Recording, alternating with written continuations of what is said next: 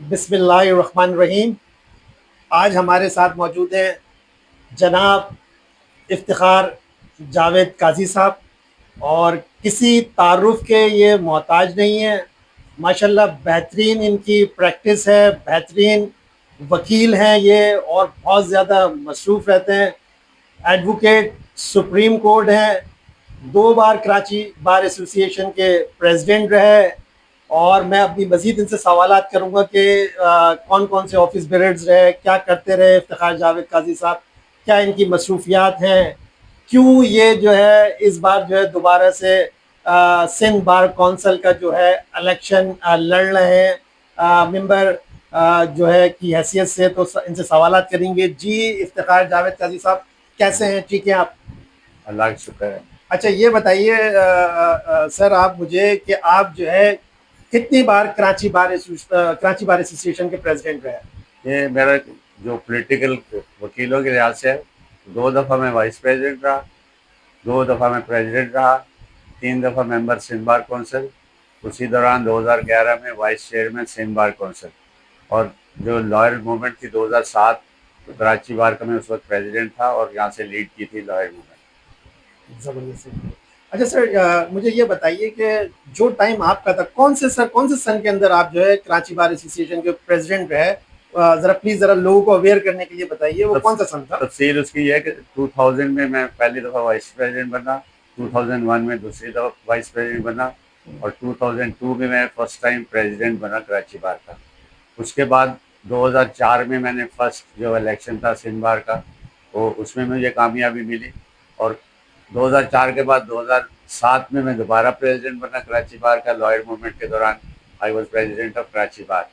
फिर 2014 में मैं दोबारा सिंध बार कौंसिल का मेंबर बना, और तीसरी दफ़ा भी सिंध बार का मेंबर बना। टोटल में तकरीबन 16 साल सिंध बार का मेंबर रहा। अच्छा सर, मुझे ये भी बताइएगा साथ साथ कि जो टेन्योर आपका रहा है, जिस दौर में आप कराची बार एसोसिएशन के सदर रहे और दीगर ओहदों पे आप फाइज रहे, उस वक्त में और आज के वक्त में आप क्या फ़र्क देख रहे हैं? किस तरह क्या मामला थे, क्या फ़र्क है? ये ज़रा थोड़ा सा बताइए। इसमें पता इस सूरत हाल ये है कि legal practitioners and bar council act और रूल्स के तहत हमें एक्ट करना होता है। और उसमें हमारी कोड ऑफ एथिक्स भी है, जैसे डॉक्टर्स की भी एथिक्स की कोड होती है, हमारे भी etiquettes, principle of etiquettes and code of ethics होती है।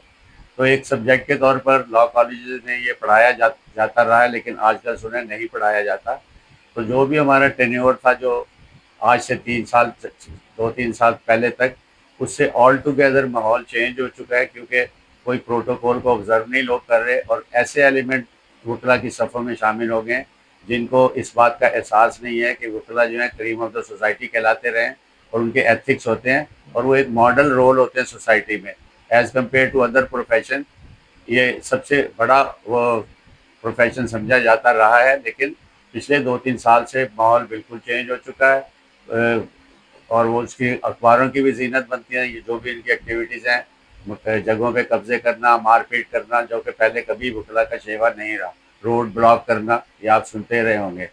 तो अब लोगों ने फील करना शुरू किया है, जो पुराने माहौल के, जो पुराने असूलों पे चलने वाले वकला हैं, उन्होंने महसूस किया है कि कम अज़ कम इस दफ़ा सिंध बार कौंसिल इलेक्शन में चेंज होना चाहिए, और वही लोग जो पहले जिनके ज़माने में माहौल वकला जैसा था, उनमें से कुछ लोग आ जाएँ तो शायद माहौल बेहतर हो जाए। बिल्कुल आप ठीक कह रहे हैं इफ्तिखार जावेद काजी साहब के, माहौल में काफ़ी तब्दीली है, और हम उम्मीद करते हैं कि जो है जो आने वाला वक्त है हमारे जो वकला के लिए और हमारी बार के लिए, वो बेहतरी की तरफ जाए। देखिए आप माशाल्लाह जो है इफ्तिखार जावेद काजी साहब माशाल्लाह एक तजर्बेकार शख्सियत के मालिक हैं, और एक उम्र रसीदा, और हम आपको देखते हैं माशाल्लाह इस वक्त आप एडवोकेट सुप्रीम कोर्ट हैं।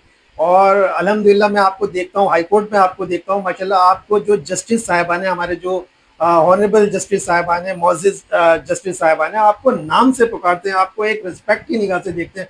तो माशाल्लाह आपने एक मुकाम बनाया है, अपना एक मेयार बनाया है, और आपको देखकर हम जो है फ़ख्र महसूस करते हैं। और ना सिर्फ हम इनको देखकर, इफ्तिखार जावेद काजी साहब को देखकर फ़ख्र महसूस करते हैं, आप बिलीव कीजिए कि हम इनसे सीखते हैं, ये हमारे को सिखाते हैं, समझाते हैं, बताते हैं।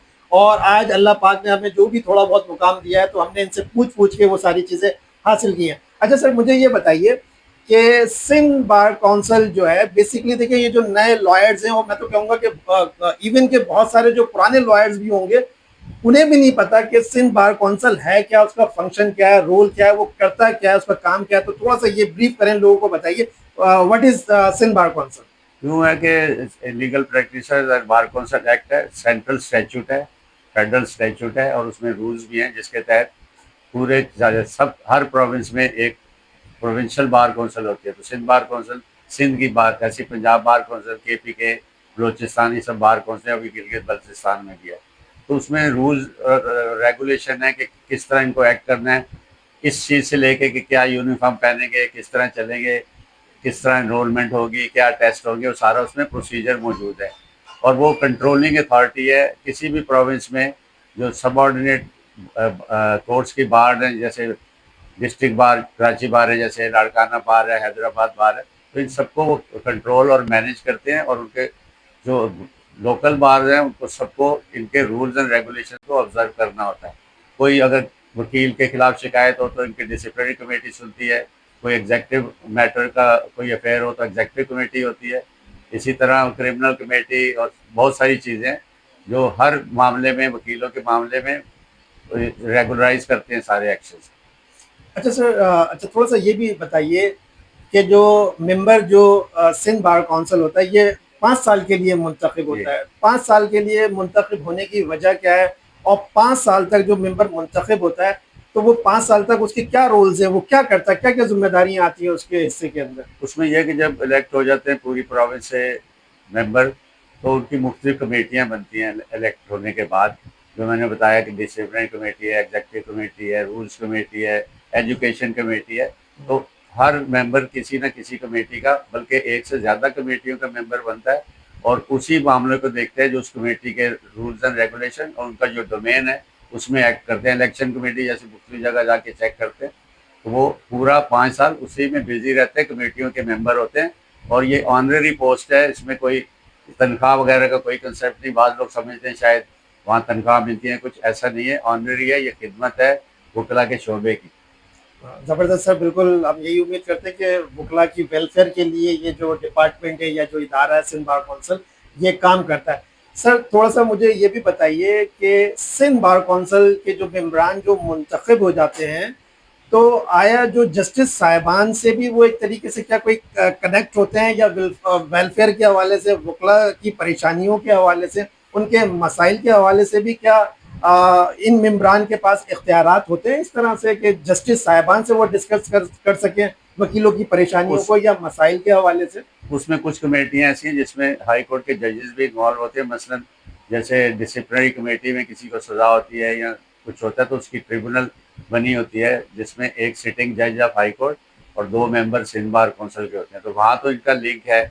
इसी तरह एनरोलमेंट कमेटी के हेड भी वो होते हैं जो सर्टिफिकेट फाइनली उसको ओके करते हैं फाइल को। तो इस हद से ज़्यादा कोई इतनी इन्वॉल्वमेंट नहीं है उनकी। लेकिन ओहदा बहरहाल ऑनर का है, वकील जो इससे आप अंदाज़ा लगाएं कि जो कोई कमेटी जो फैसला करती है उसकी हाई कोर्ट की डी भी सुनती है फैसला। तो इतना कनेक्शन है। बाकी वेलफेयर के लिए कोर्टों से बराह रास्त कुछ नहीं मिलता, उसके लिए गवर्नमेंट से मिलना चाहिए जो वो भी नहीं मिलता। तो अपनी सोर्स पे जो कंट्रीब्यूशन है, बेनावलेंट फंड वगैरह वकला से लेते हैं या इनरोलमेंट फीस वगैरह लेते हैं, उसी के ऊपर पूरा इनका मामला चलते हैं। अच्छा सर, ये भी बताइएगा थोड़ा सा मैं अपनी नॉलेज के लिए, क्योंकि ज़ाहिर है मैं भी जो है ना हाई कोर्ट के अंदर प्रैक्टिस करता हूँ, केसेस लगते हैं। देखिए अमूमन होता ये है कि जो है ना मिसाल के तौर पे हमारा कोई केस लगा और वो केस जो है वो नंबर है उसका, हमारा जो नंबर है जो हाई कोर्ट से मिला हमें कि वो हमारा 25 नंबर पे केस है या 30 नंबर पर केस है। अब होता ये है कि एक वकील जो है जिसकी ज़ाहिर है और भी मसरूफियत होती है, दीगर कोर्ट्स के अंदर भी उसकी मसरूफियत होती है, सेशन कोर्ट्स के अंदर उसके मुकदमात लगे हुए होते हैं। अब वो उसका मुकदमा लग गया, वो स्ट्रक हो गया, वो ज़ाहिर है 8:30 हर हाल के अंदर उसको हाई कोर्ट के अंदर अवेलेबल होना उसके लिए ज़रूरी है, क्योंकि किसी भी लम्हे उसका नंबर आ सकता है, चाहे वो 10 मिनट के बाद आ जाए या 1 बजे आ जाए, या हो सकता है बॉडी डिस्चार्ज हो जाए उसका नंबर ही ना आए। ऐसी सूरत में लेकिन वकील ने वहाँ बैठना है हर हाल के अंदर, और उस टाइम ज़्यादा कोफ्त हो जाती है सर, या ज़्यादा तकलीफ दे हो जाती है कि हम वहाँ बैठे हुए होते हैं और बैठने के बावजूद जो है वो हमारा नंबर नहीं आता और केस जो है वो डिस्चार्ज हो जाता है। तो क्या जो मेंबर जो मुंतखब होते हैं, सर मुझे ये बताइए, क्या इस हवाले से कोई डिस्कशन हाई कोर्ट से कर सकते हैं, या इसका कोई तरीक़ेकार है कि भाई अगर मुकदमात लगे जिस कोर्ट में, जितने मुकदमात लगे वो हर हाल में वो चलने चाहिए और वो निपटने चाहिए, इस बारे में आप क्या कहेंगे? इसमें यूँ है कि हाई कोर्ट की अपनी भी प्रॉब्लम है, जजेस की तादाद कम होने और मुकदमा ज़्यादा होने की वजह से भी ऐसा होता है। जानबूझ के नहीं करते कि भाई जजेस खास केस जो है उसको चलाएं और बाकियों को नहीं चलाएं। तो ये सिर्फ अच्छा प्रोटोकॉल जो आपका ये गिला है कि बैठे रहते हैं, तो प्रोटोकॉल का तकाजा ये है कि आपको बड़ी कोर्ट में पहले जाना है, उसके बाद सबऑर्डिनेट कोर्ट पे जाना है। आपने उनको पहले ज़्यादा अहमियत देनी है। इसी तरह अगर सुप्रीम कोर्ट में आपका केस लगा है तो आप हाई कोर्ट में भी उसको ब्रीफ में कह सकते हैं कि जी मैं फिलहाल जो वकील साहब है वो सुप्रीम कोर्ट में। तो ये प्रोटोकॉल एक सिस्टम बना हुआ है बड़े छोटे और उससे छोटे का, इसमें किसी को इनवाइट होने की ज़रूरत नहीं है। बाकी बारी ना आना जो है वो जजों की तादाद कम होने और मुकदमा ज़्यादा होने की वजह से होता है। और इस मौजू पे भी अक्सर बार कौंसिल के मेंबरान और उनकी कमेटी और उनके वाइस चेयरमैन मीटिंग रखते हैं चीफ जस्टिस साहब से, ख़ास तौर पे दूसरे जजेस से इतना नहीं, लेकिन जो भी ऐसा मामला होता है चीफ जस्टिस के नॉलेज में लाते हैं और डिस्कस करते हैं। अच्छा सर, बिल्कुल करना भी चाहिए, और हरगिज़ जो है मेरा कहना ये नहीं था कि जो ना जानबूझ के जस्टिस साहिबान जो है वो नंबर, मतलब ये कि डिस्चार्ज हो जाता है या नंबर नहीं आ पाता है। ज़ाहिर है वो पूरी अपनी एफर्ट्स कर रहे होते हैं, केस चलाने की कोशिश करते हैं, लेकिन ज़ाहिर है मुकदमात के तादाद ऐसी होती हैं जिसकी वजह से बाज़ औक़ात जो है दीगर जो वकला साहिबान जिनके केसेस लगे हुए होते हैं वो डिस्चार्ज हो जाते हैं।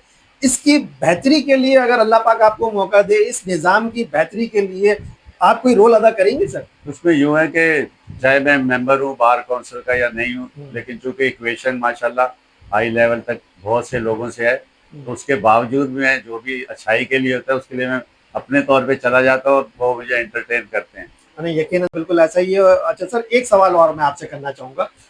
अमूमन देखिए जो नए जो लॉयर्स हैं जो हाई कोर्ट के में इनरोल्ड होते हैं, उनको ज़ाहिर है हाई कोर्ट की इतनी समझ नहीं होती, नॉलेज नहीं होती।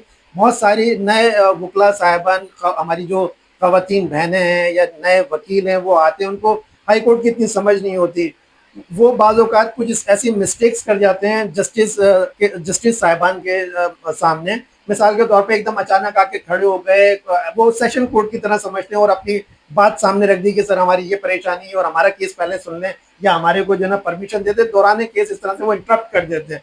लेकिन अमूमन मैंने ये देखा है कि जस्टिस साहिबान जो हैं वो गुस्से में आ जाते हैं और बहुत ज़्यादा जो है नाराज़गी का इज़हार एक नए वकला के साथ कर देते हैं। तो सर आप नहीं समझते हैं कि ये जो इस तरह से जो नए वकला हैं उनकी दिल आज़ारी होती है, वो उनका जो एक जो ज़हन बना हुआ होता है कोर्ट्स के लिए, जस्टिस साहिबान के लिए, उनको इस चीज़ से तकलीफ़ होती है या कोफ्त होती है या परेशानी होती है, वो सीखने के अमल में होते हैं। तो आप नहीं समझते कि थोड़ा-सा जो है जस्टिस साहिबान को इस पे गौर करना चाहिए? असल में ये रिस्पेक्ट का मामला है, कोर्ट को हमेशा रिस्पेक्ट, आप देखेंगे हम जाते हैं तो सर झुका के वो करते हैं। तो इसमें जो आप जो कह रहे हैं ना बात, इसमें कसूर उनके सीनियर्स का भी है कि जब उनके पास ट्रेनी आते हैं वकील, ज़ाहिर सीख के नहीं आते। कोई बाज़ लोग तो हैं किसी और प्रोफेशन से आए होते हैं, उनको प्रोटोकॉल नहीं पता होता। तो जिस सीनियर को ज्वाइन करते हैं उनको चाहिए कि उनकी तरबियत करें कि किस तरह कोर्ट में जाना है और किस तरह बिहेव करना है। अब एक आदमी अगर किसी प्रोफेशन में था और वो आ गया तो उसको नहीं पता, क्योंकि कोर्ट का माहौल जो है बाकी सब महकमों से बिल्कुल अलग है और उसमें रिस्पेक्ट जो है that is the basic thing. नहीं सर, बिल्कुल आप सही कह रहे हैं, और रिस्पेक्ट तो वो तो लाज़िम है और करना भी चाहिए। लेकिन फिर भी ज़ाहिर है वो लर्निंग प्रोसेस में होते हैं, सीख रहे होते हैं, कहीं न कहीं गलती इंसान से हो जाती है। तो उस गलती को आप नहीं समझते कि जो नए लॉयर्स हैं या उनके साथ उनका जस्टिस साहिबान का बिहेव दुरुस्त होना चाहिए? नहीं, जो तरीका जिस महकमे या डिपार्टमेंट में जाए आदमी तो उसको खुद सोचना चाहिए कि मैंने क्या करना है। हर प्रोफेशन की अलग अलग रिक्वायरमेंट होती हैं, लेकिन ये शोबा चूँकि सबसे हाई लेवल पे समझा जाता है, इंसाफ का शोबा है। और इसमें लर्नेड मेंबर कहते हैं, आप कभी लर्नेड डॉक्टर नहीं कहते, लर्नेड इंजीनियर नहीं कहते, लर्नेड टीचर नहीं कहते, लर्नेड एडवोकेट कहते हैं। तो इसका क्या मतलब हुआ? बेशुमार प्रोफेशन है, लेकिन वाहिद है जिसमें इल्मियत जो है that is the basic thing. और इल्म जो है वो आप पूरा करके तो कोर्ट में जाएं, बगैर कम इल्मी से आप अगर जाएंगे तो यकीनन डांट खाएंगे जज से। अब बिल्कुल हमारे साथ मौजूद हैं इफ्तिखार जावेद काजी साहब, और बिल्कुल दुरुस्त फरमा रहे हैं कि जो नए लॉयर्स हैं उनको ज़ाहिर है सीखना चाहिए, समझना चाहिए, अपने सीनियर से समझना चाहिए और कोर्ट का जो एहतराम है, जो प्रोटोकॉल है, जो जस्टिस साहिबान के सामने पेश होने का जो तरीक़ेकार है, यकीनन सीखना चाहिए। बिल्कुल आप सर दुरुस्त फरमा रहे हैं। सर वापस मैं उस टॉपिक पे आऊँगा इलेक्शन के हवाले से। माशाल्लाह आप जो है इस वक़्त जो है इलेक्शन जो है कंटेस्ट कर रहे हैं और आप जो है इस वक़्त Sindh bar council district east की तरफ से जो है आप जो है इस इलेक्शन में कंटेस्ट कर रहे हैं। थोड़ा-सा मुझे ये बताइए सर कि ज़ाहिर है आपकी बेपनाह मसरूफ़ियत हमें पता है, बहुत ज़्यादा मसरूफ़ होते हैं, तो आप उस तरह से कैंपेन अपनी नहीं चला रहे जिस तरह से दीगर जो कैंडिडेट्स हैं वो सुबह से खड़े होते हैं और दोपहर तक मौजूद होते हैं और वो पूरा अपने जो है ना कोशिश कर रहे हैं, एफर्ट्स कर रहे हैं इलेक्शन के अंदर। तो सर उसकी असल क्या वजह है कि आप इतना टाइम क्यों नहीं दे पा रहे? उसकी वजह एक तो प्रोफेशन की मसरूफियत है, लेकिन मैंने तकरीबन 9 इलेक्शन कराची बार और सिंध बार के जीते हैं आज तक। और इलेक्शन वाले दिन मेरे पास, इलेक्शन से अगले दिन मेरे पास आइडिया होता है कि अगर मैं जीतता हूं तो मैंने क्या शेड्यूल करना है और अगर खुदा ना खास्ता हारता हूं तो मैंने क्या शेड्यूल करना है।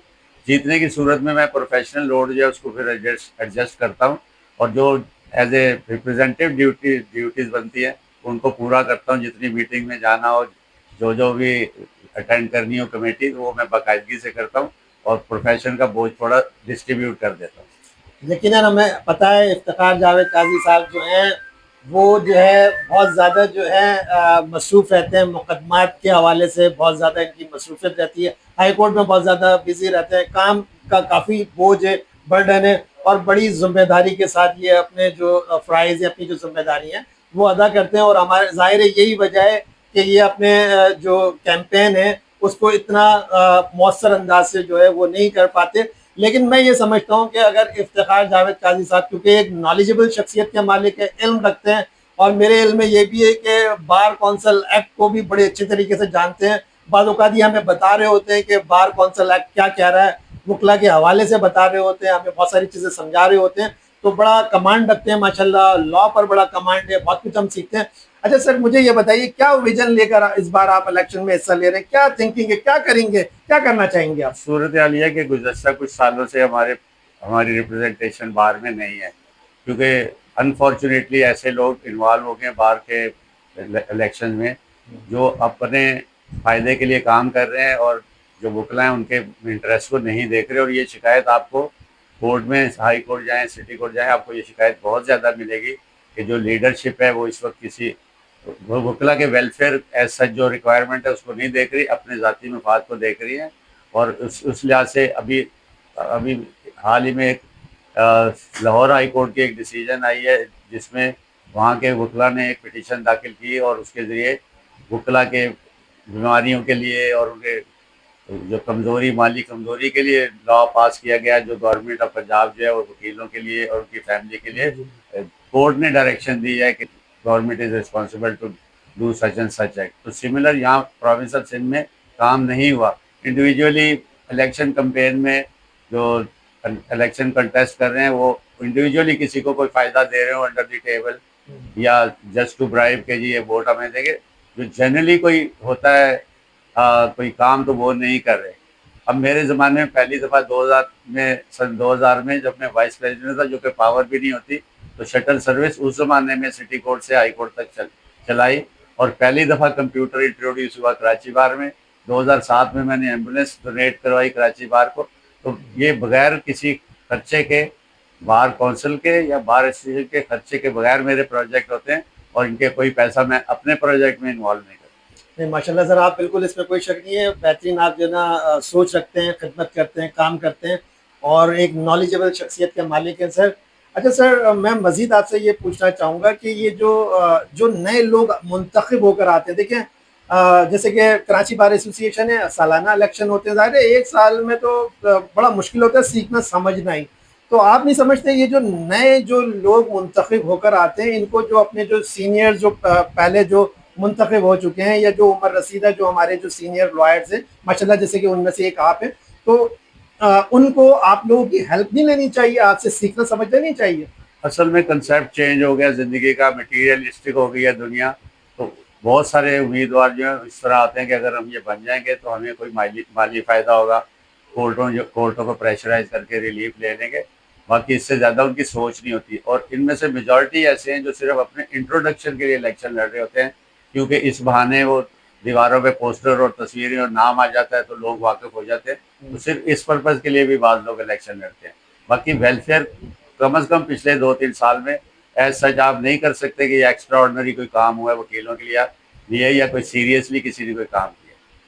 सर आपने एक बहुत अच्छा पॉइंट जो है वो यहाँ पे रेज किया। सर मुझे ज़रा एक सर बताइए, और नॉलेज के लिए जो हमारे वकला हमारे प्रोग्राम को देखेंगे उनकी नॉलेज के लिए ये बताइए कि क्या वाकई जो मुंतखब हो जाते हैं जो वकला साहिबान हैं, तो क्या वाकई कोई ऐसा है, कोई ऐसे पावर्स होते हैं कि क्या वो जजेस के ऊपर किसी तरीके से कोई हावी या प्रेशर होता है, कोई इस तरह के मामला होते हैं? आप अपने एक्सपीरियंस से बताएं, कुछ इस तरह के मामला हैं क्या? नहीं, होना तो ऐसा नहीं चाहिए कि उनके इन्फ्लुएंस में है, क्योंकि आप जब कोर्ट के सामने जाते हैं तो आपको कानून और अपने केस के हकायक के मुताबिक प्लीड करना होता है।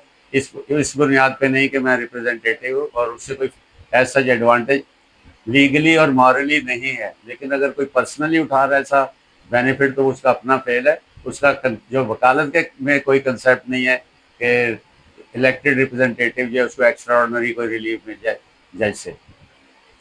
जी, हमारे साथ मौजूद हैं इफ्तिखार जावेद काजी साहब, और देखें आखिर में एक इन्होंने बहुत अच्छा जो नुक्ता है वो डिस्कस किया और बताया। देखें जो वकला साहिबान है बेसिकली उनको अपने काम पर फोकस करना चाहिए, अपनी फाइल पे फोकस करना चाहिए, मेहनत करना चाहिए, और इलेक्शन लड़ने से या जीतने से हरगिज़ ये नहीं होता कि वो कोर्ट्स के ऊपर हावी हो जाते हैं।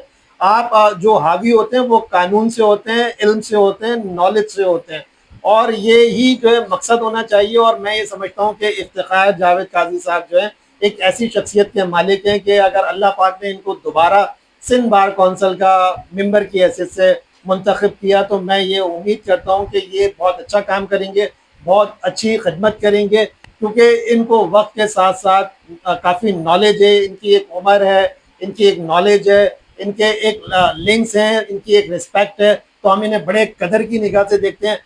इफ्तिखार जावेद काजी साहब, आपका बहुत शुक्रिया, बहुत बहुत मेहरबानी। आज हमारे चैनल MZ TV को आपने टाइम दिया, आपका बहुत शुक्रिया। बहुत थैंक यू वेरी मच।